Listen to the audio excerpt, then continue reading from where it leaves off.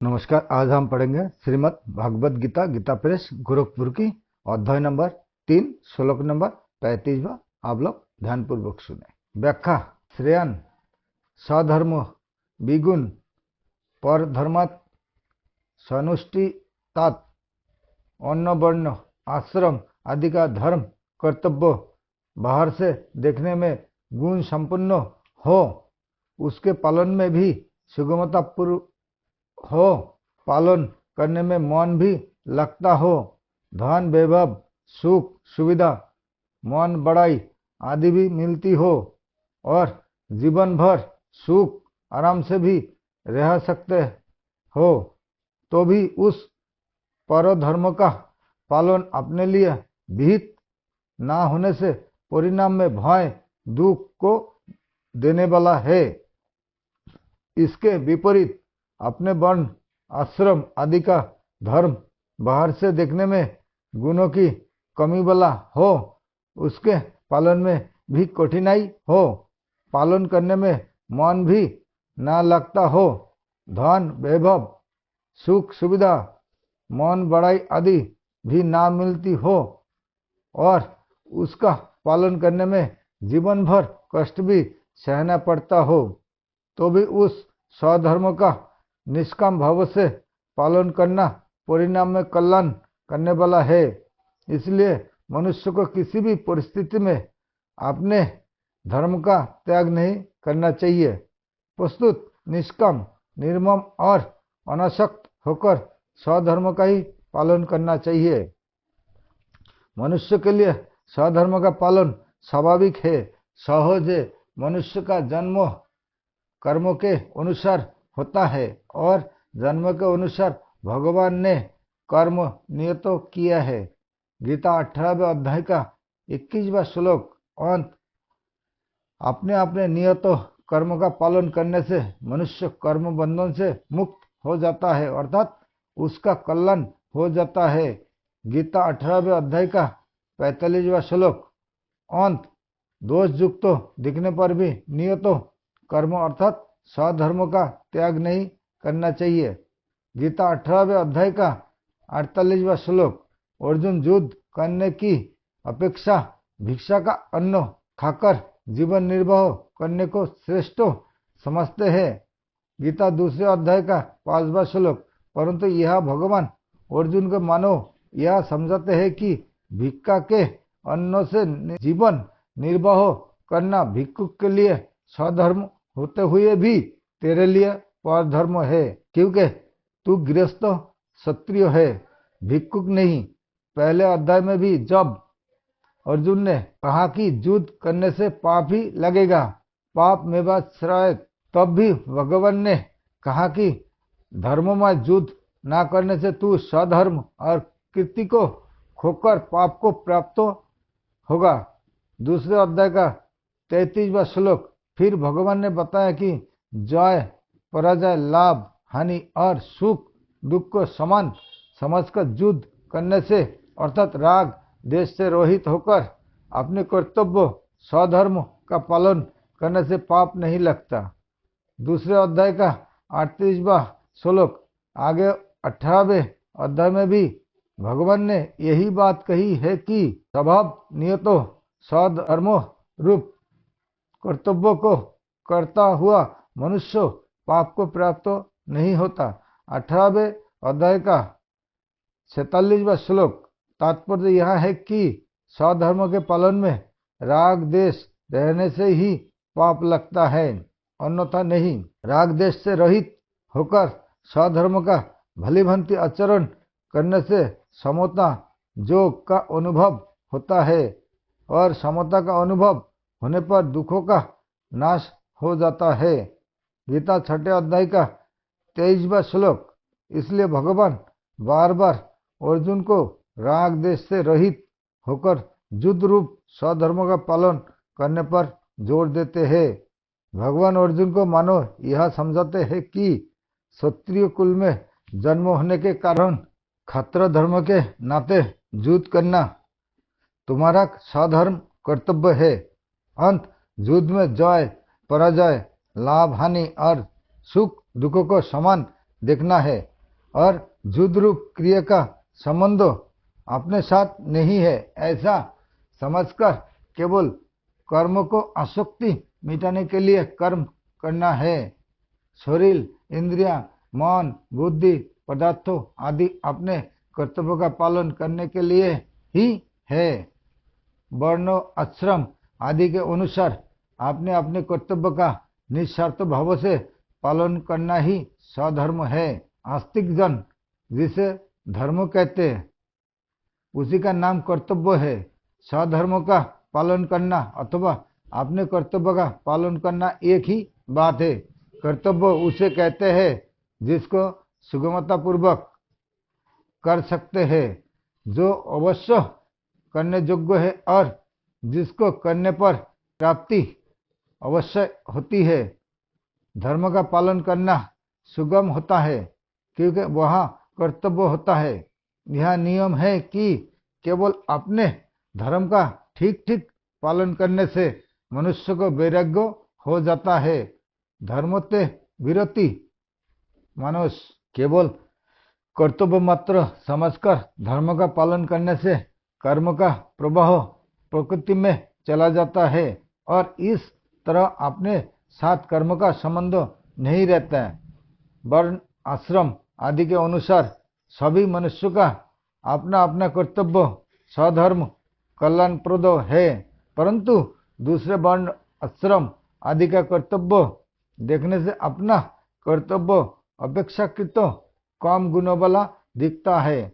जैसे ब्राह्मण के कर्तव्य साम, दम, तप, क्षमा आदि की अपेक्षा क्षत्रिय के कर्तव्य करना आदि मैं अहिंसादि गुणों की कमी दिखती हूँ। इसलिए यहाँ निगुण पद देने का भाव यह है कि दूसरे के कर्तव्य से अपने कर्तव्य में गुणों की कमी दिखने पर भी अपना कर्तव्य ही कल्याण करने वाला है। अंत किसी भी अवस्था में अपने कर्तव्य का त्याग नहीं करना चाहिए। वर्ण, आश्रम आदि के अनुसार बाहर से तो कर्म अलग अलग घोर या शुभ प्रतीत होते हैं, पर परमात्मा प्राप्ति रूप उद्देश्य एक ही होता है। परमात्मा प्राप्ति का उद्देश्य न रहने से तथा अंत करण में प्रकृत पदार्थों का महत्व रहने वाला ही कर्म घोर या शुभ प्रतीत होते हैं। स्वधर्म निधन श्रेय।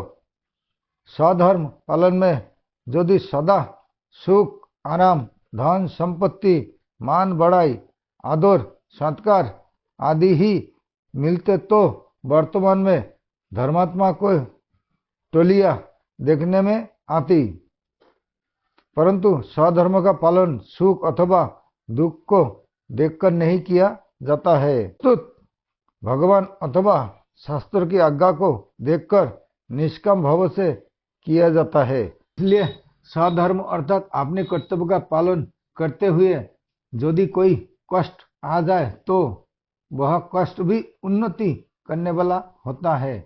वास्तव में वह कष्ट नहीं अपितु तप होता है।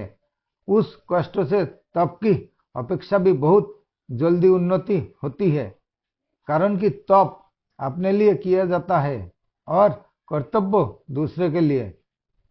जानकर किया गया तप से उतना लाभ नहीं होता जितना लाभ सत आए हुए कष्ट रूप तप से होता है। जिन्होंने स्वधर्म पालन में कष्ट सहन किया और जो स्वधर्म का पालन करते हुए मर गए वे धर्मात्मा पुरुष अमर हो गए। लौकिक दृष्टि से भी जो कष्ट आने पर भी अपने धर्म कर्तव्य पर डटा रहता है उसकी बहुत प्रशंसा और महिमा होती है। जैसे देश को स्वतंत्र बनाने के लिए जिन पुरुषों ने कष्ट सहे, बार बार जेल गए और फांसी पर लटकाए गए, उनकी आज भी बहुत प्रशंसा और महिमा होती है। इसके विपरीत बुरे कर्म करके जेल जाने वाला की सब जगह निंदा होती है। तात्पर्य यह निकला कि निष्काम पूर्वक अपने धर्म का पालन करते हुए कष्ट आ जाए अथवा मृत्यु तक भी हो जाए तो भी उससे लोक में प्रशंसा और परलोक में कल्याण ही होता है। स्वधर्म का पालन करने वाले मनुष्य को दृष्टि धर्म पर रहती है। धर्म पर दृष्टि रहने से उसका धर्म के साथ संबंध रहता है। अंत धर्म पालन करते हुए यदि मृत्यु भी हो जाए तो उसका उद्धार हो जाता है। शंका, स्वधर्म का पालन करते हुए मरने से कल्याण ही होता है, इसे कैसे माने? समाधान, गीता साक्षात भगवान की वाणी है। अंत इसमें शंका की संभावना ही नहीं है। दूसरे यह चरम चक्षुओं का प्रत्यक्ष विषय नहीं है, प्रस्तुत श्रद्धा विश्वास का विषय है। फिर भी इस विषय में कुछ बातें बताई जाती है। एक, जिस विषय का हमें पता नहीं है उसका पता शास्त्र से ही लगता है। शास्त्र में आया है कि जो धर्म की रक्षा करता है उसकी रक्षा कल्याण धर्म करता है। धर्म रक्षितो मनुस्मृति। अंत जो धर्म का पालन करता है उसके कल्याण का भार धर्म पर और धर्म के उपदेष्टा भगवान, वेदों, शास्त्रों, ऋषियां, मुनिया आदि पर होती है तथा उन्हीं की शक्ति से उसका कल्याण होता है। जैसे हमारे शास्त्र में आया है कि पतिव्रत धर्म का पालन करने से स्त्री का कल्याण हो जाता है, तो वह पतिव्रत धर्म की आज्ञा देने वाला भगवान, वेद, शास्त्र आदि की शक्ति से ही कल्याण होता है, पति की शक्ति से नहीं। ऐसे ही धर्म का पालन करने के लिए भगवान, वेदों, शास्त्र, ऋषि, मुनि और संत महात्मा की आज्ञा है। इसलिए धर्म पालन करते हुए मरने पर उनकी शक्ति से कल्याण हो जाता है, इसमें किंचित मात्र भी संदेह नहीं है। दो, पुराण और इतिहास से भी सिद्ध होता है कि अपने धर्म का पालन करने वालों का कल्याण होता है। जैसे राजा हरिश्चंद्र अनेक कष्ट, निंदा, अपमान आदि के आने पर भी अपने सत धर्म से विचलित नहीं हुए। अंत इसके प्रभाव से वे समस्त पूजाओं को साथ लेकर परम धाम गए और आज भी उनकी बहुत प्रशंसा और महिमा है। 3, वर्तमान समय में पुनर्जन्म संबंधी अनेक सत्य घटनाएं देखने, सुनने और पढ़ने में आती है, जिससे मृत्यु के बाद होने वाली सद्गति दुर्गति का पता लगता है। 4, निस्वार्थ भाव से अपने कर्तव्य का ठीक ठीक पालन करने पर आस्तिक की तो बात ही क्या, परलोक को ना मानने वाला नास्तिक के भी चित्तों में सात्विक प्रसन्नता आ जाती है। यह प्रसन्नता कल्याण का घोतक है, क्योंकि कल्याण का वास्तविक स्वरूप परम शांति है। अंत अपने अनुभव से भी सिद्ध होता है कि अकर्तव्य का सर्वथा त्याग करके कर्तव्य का पालन करने से कल्याण होता है। मार्मिक बात, स्वयं परमात्मा का अंश होने से वास्तव में स्वधर्म है अपना कल्याण करना, अपने को भगवान का मानना और भगवान के सिवाय किसी का भी अपना ना मानना, अपने को जिज्ञासु मानना, अपने को सेवक मानना, कारण कि ये सभी सही धर्म है, खास स्वयं के धर्म है, मन बुद्धि के धर्म नहीं है। बाकी वर्ण, आश्रम, शरीर आदि को लेकर जितने भी धर्म है वे अपने कर्तव्य पालन के लिए स्वधर्म होते हुए भी परधर्म ही है, कारण कि वे सभी धर्म माने हुए हैं और स्वयं के नहीं है। उन सभी धर्मों में दूसरे के सहारे की आवश्यकता होती है, अर्थात उसमें परतंत्रता रहती है, परंतु जो अपना असली धर्म है उसमें किसी की सहायता की आवश्यकता नहीं होती, अर्थात उसमें स्वतंत्रता रहती है। इसलिए प्रेमी होते हैं तो स्वयं होता है, जिज्ञासु होता है तो स्वयं होता है, और सेवक होता है तो स्वयं होता है।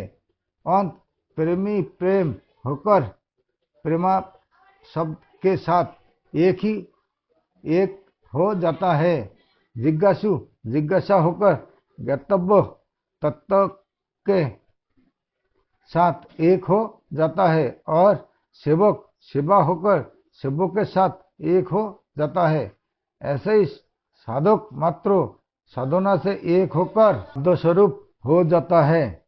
परमात्मा प्राप्ति चाहने वाला साधक को धन मान बड़ाई आदर आराम आदि पाने की इच्छा नहीं होती।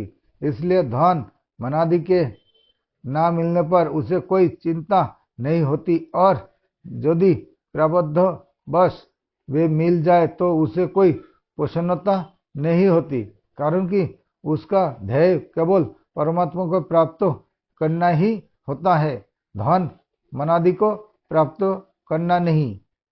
इसलिए कर्तव्य रूप से प्राप्त लौकिक कार्य भी उसके द्वारा सुचारू रूप से और पवित्रता पूर्वक होते हैं। परमात्मा प्राप्ति का उद्देश्य होने से उसके सभी कर्म परमात्मा के लिए ही होते हैं। जैसे धन प्राप्ति का ध्येय होने पर व्यापारी आराम का त्याग करता है और कष्ट सहता है, और जैसे डॉक्टर द्वारा फोड़े पर चीरा लगाते समय इसका परिणाम अच्छा होगा, इस तरफ दृष्टि रहने से रोगी का अंतःकरण प्रसन्न रहता है। ऐसे ही परमात्मा प्राप्ति का लक्ष्य रहने से संसार में पराजय हानि कष्ट आदि प्राप्त होने पर भी साधक के अंतःकरण में स्वाभाविक प्रसन्नता रहती है। अनुकूल प्रतिकूल आदि मात्र परिस्थितियां उसके लिए साधन सामग्री होती है। जब साधक अपना कल्याण करने का ही दृढ़ निश्चय करके सधर्म अपने स्वाभाविक कर्म के पालन में तत्परता पूर्वक लग जाता है, तब कोई कष्ट दुख कठिनाई आदि आने पर भी वह स्वधर्म से विचलित नहीं होता। इतना ही नहीं, वह कष्ट दुख आदि उसके लिए तपस्या के रूप में तथा प्रसन्नता को देने वाला होता है। शरीर को मैं और मेरा मानने से ही संसार में राग द्वेष होते हैं। राग द्वेष के रहने पर मनुष्य को स्वधर्म पर धर्म का ज्ञान नहीं होता।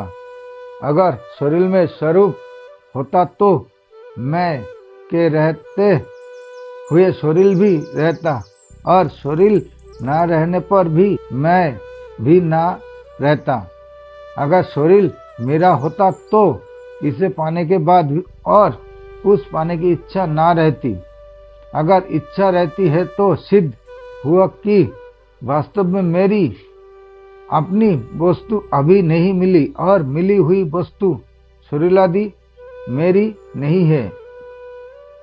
शरीर को साथ लाए नहीं, साथ ले जा सकते नहीं, उसमें इच्छानुसार परिवर्तन कर सकते नहीं, फिर वह मेरा कैसे?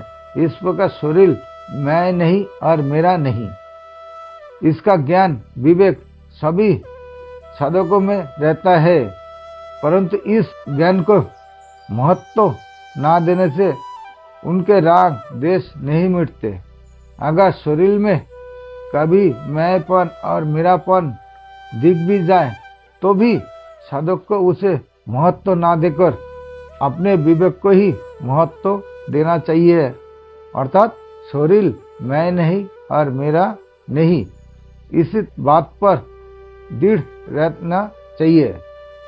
अपने विवेक को महत्व देने से वास्तविक तत्व का बोध हो जाता है। बोध होने पर राग द्वेष नहीं रहते। राग द्वेष के ना रहने पर अंतःकरण में सधर्म परधर्म का ज्ञान सत प्रकट होता है और उसके अनुसार सत प्रतिष्ठा होती है।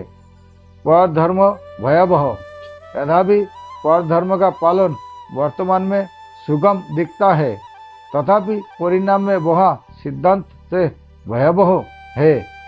यदि मनुष्य स्वार्थ भाव का त्याग करके परहित के लिए स्वधर्म का पालन करे तो उसके लिए कोई भय नहीं है। शंका 18वें अध्याय के 42वें, 43वें और 44वें श्लोक में क्रमशः ब्राह्मण, क्षत्रिय, वैश्य और शूद्र के स्वाभाविक कर्म का वर्णन करके भगवान ने 47वें श्लोक के पूर्वार्ध में भी यही बात कही है। और जब यहाँ प्रस्तुत श्लोक में दूसरे के स्वाभाविक कर्म को भयावह कहा गया है, तब 18वें अध्याय के 42वें श्लोक में कहे ब्राह्मण के स्वाभाविक कर्म भी दूसरे क्षत्रिय आदि के लिए भयावह होने चाहिए, जबकि शास्त्रों में सभी मनुष्य को उनका पालन करने की आज्ञा दी गई है। समाधान: मन का निग्रह, इंद्रियों का दमन आदि तो सामान्य धर्म है। गीता 23वें अध्याय के 7वें, 11वें और 16वें अध्याय के पहले से 30वें श्लोक तक जिनका पालन सभी को करना चाहिए, क्योंकि ये सभी के स्वधर्म है। ये सामान्य धर्म ब्राह्मण के लिए स्वाभाविक कर्म इसलिए है कि इनका पालन करने में उन्हें परिश्रम नहीं होता, परंतु दूसरे वर्णों को इनका पालन करने में थोड़ा परिश्रम हो सकता है। स्वाभाविक कर्म और सामान्य धर्म दोनों ही स्वधर्म के अंतर्गत आते हैं। सामान्य धर्म के सिवाय अपने स्वाभाविक कर्मों में पाप दिखते हुए भी वास्तव में पाप नहीं होता। जैसे केवल अपने कर्तव्य समझकर स्वार्थ, देश आदि के बिना शूरवीरता पूर्वक युद्ध करना क्षत्रिय का स्वाभाविक कर्म होने से इसमें पाप दिखते हुए भी वास्तव में पाप नहीं होता। सामान्य धर्म के सिवाय दूसरे का स्वाभाविक कर्म पर धर्म भयावह है, क्योंकि उसका आचरण शास्त्र निषिद्ध और दूसरे के जीविका को छीनने वाला है।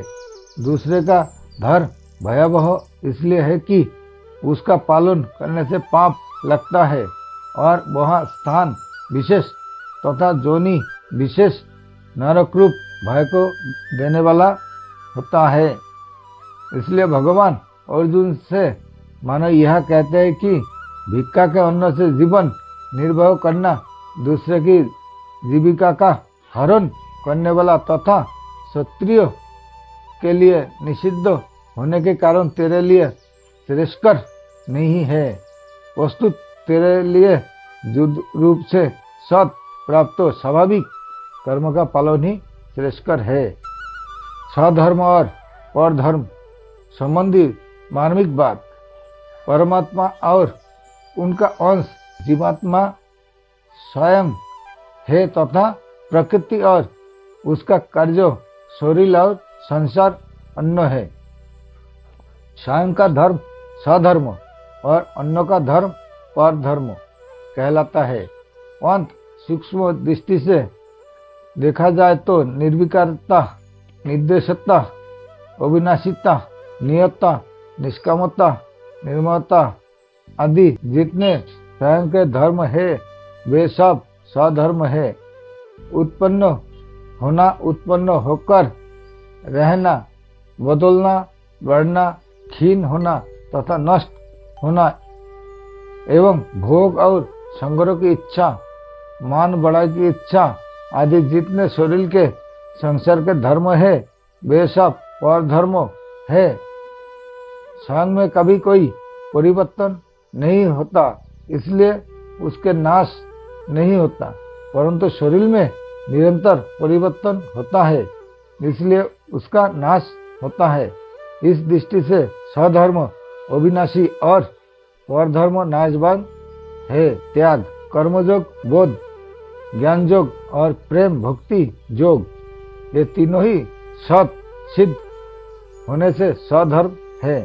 स्वधर्म में अभ्यास की जरूरत नहीं है, क्योंकि अभ्यास शरीर के संबंध से होता है और शरीर के संबंध से होने वाला सब पर धर्म है। जोगी होना सधर्म है और भोगी होना पर धर्म है। निर्लिप्त रहना सधर्म है और लिप्त होना पर धर्म है।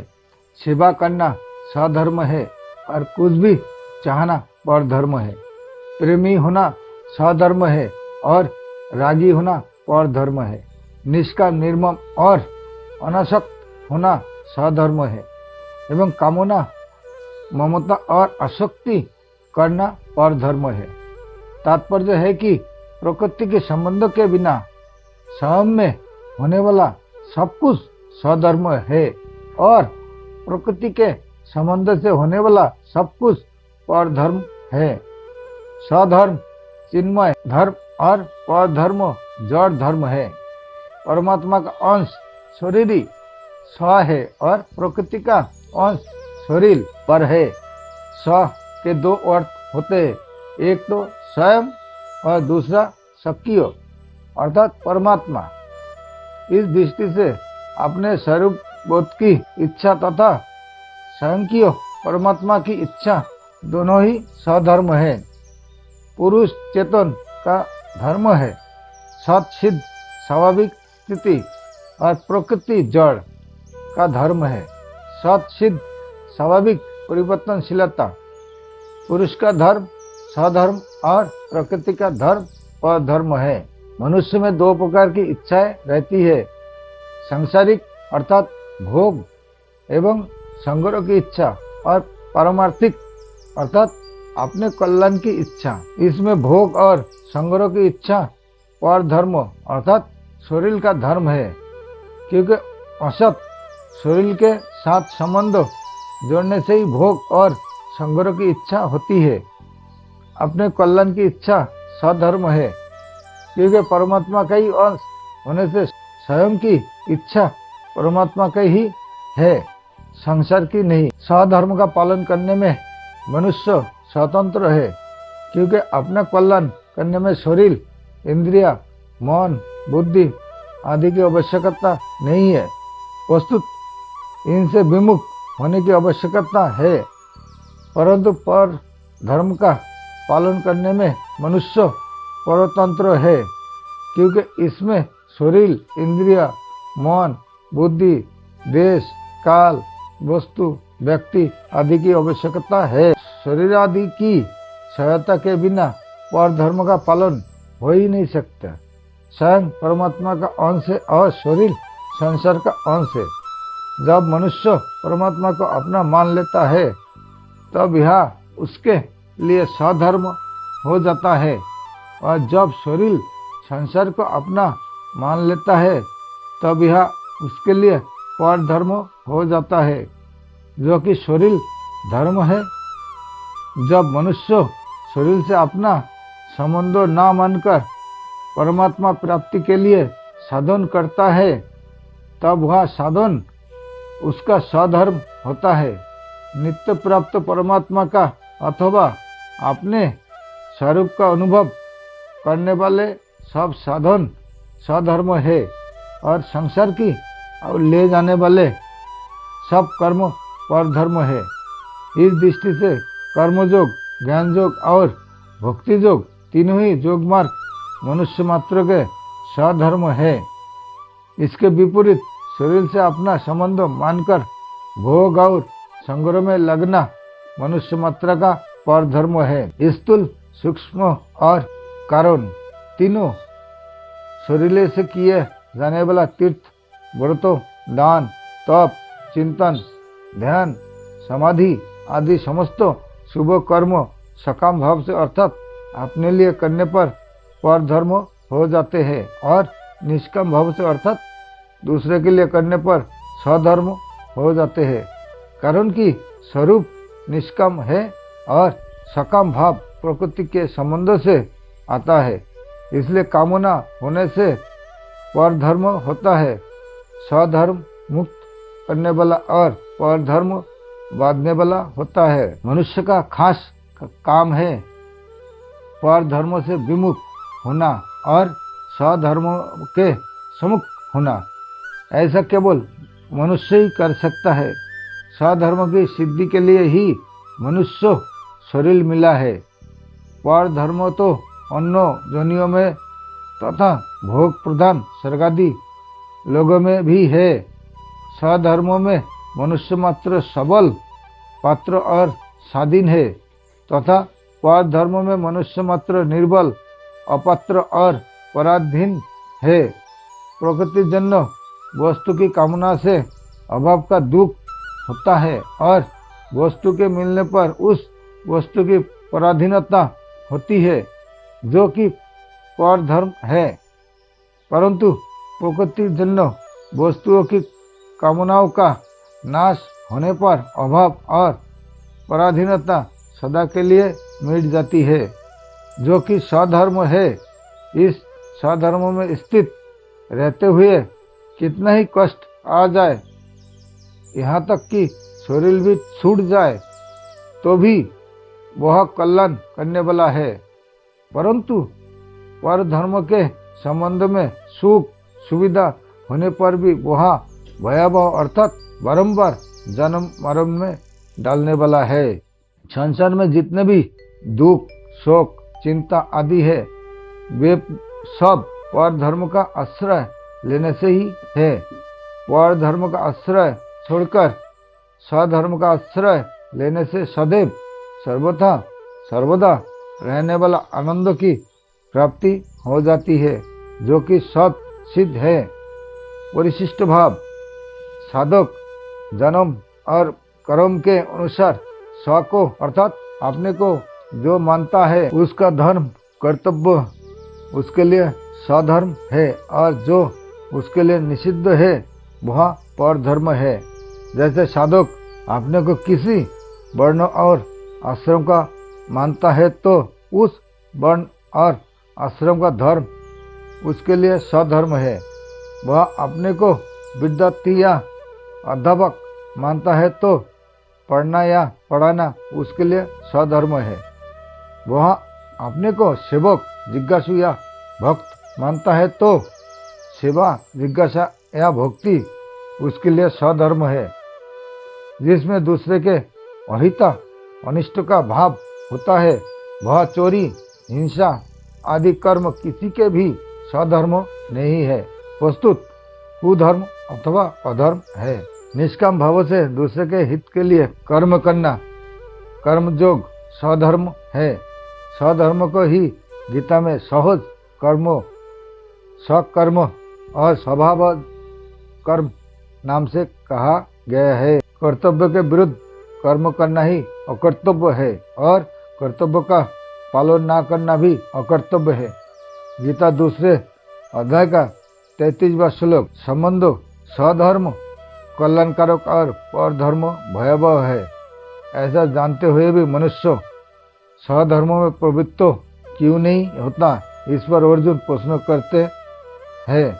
नमस्कार, आज के लिए यहाँ तक।